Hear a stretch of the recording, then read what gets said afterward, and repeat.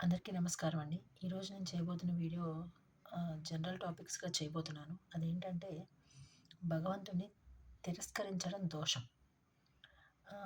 ఇప్పుడు జనరల్‌గా తప్పులు చేయడం అంటే మానవ సహజమే. ఎప్పుడు అసలు ఈ కలియుగంలో చెప్పాలంటే రోజుకో తప్పు కాదండి, నిమిషానికో తప్పు చేసేస్తున్నామనమాట. అబద్ధం ఆడడం కావచ్చు, లేదంటే ఎవరైనా నింద చేయడం కావచ్చు, దూషించడం కావచ్చు, లేదంటే చాడీలు చెప్పడం కావచ్చు, ఇలా ఏదో ఒకటి చేస్తూనే ఉన్నాం. కానీ ఆ తప్పు తెలుసుకొని ఏదైతే మనము ఇప్పుడు నేను చెప్పిన ఈ నింద చేయడం, దూషణ చేయడం ఇవన్నీ ఏవైతే ఉన్నాయో అవన్నీ భగవంతుడిని చేశామనుకోండి ఎట్లా ఉంటుంది? అది ఎంత పాతకం అనమాట కదా! ఆ తప్పు ఏదైతే ఉంటుందో దాన్ని తెలుసుకొని ఆహ్, భగవంతుడి మీద ధ్యాసని లగ్నం చేయడం మూలాన చెడు దారిలో నుంచి మనం మంచి దారిలోకి రావచ్చు. భగవంతుడు కూడా మనకి ఆహ్, మనం మంచి దారిలోకొస్తే దాని తాలూకు ఏవైతే మంచి ఉంటుందో అది మన వైపుకు టర్న్ అవుతుంది.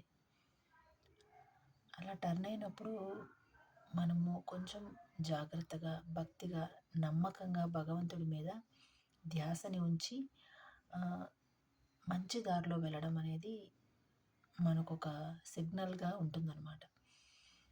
కొందరేంటంటే నమ్ముతారు. కానీ ఆహ్, ఏదైనా చిన్న కష్టమొచ్చిందనుకోండి, అప్పటిదాకా నా అంతవాడు లేడు అన్నవాళ్ళు చతికిల పడిపోతారు. భగవంతుడున్నాడులే అని నమ్మకంగా ఉండలేరనమాట. అలా నమ్మకంగా ఉండలేనప్పుడు ఏమవుతుందంటే, భగవంతుడు కూడా వీళ్ళకి ఏదైనా సహాయం చేయడానికి వెనకాడతాడు. ఎందుకంటే ఇతనికి నా మీద నమ్మకం లేదు. ఆ నమ్మకం లేనప్పుడు నేను ఏదైనా చేసినా వీళ్ళు నిలబెట్టుకోగలుగుతారా? ఆ నమ్మకం లేనితనంతో అని ఒక భగవంతుడు కూడా మనకి చేసే పనిలో ఆలస్యం చేస్తాడు. మనం ఎంత ఆలస్యంగా తలుస్తామో ఆయన అంత ఆలస్యంగా మన దగ్గరకొస్తాడు.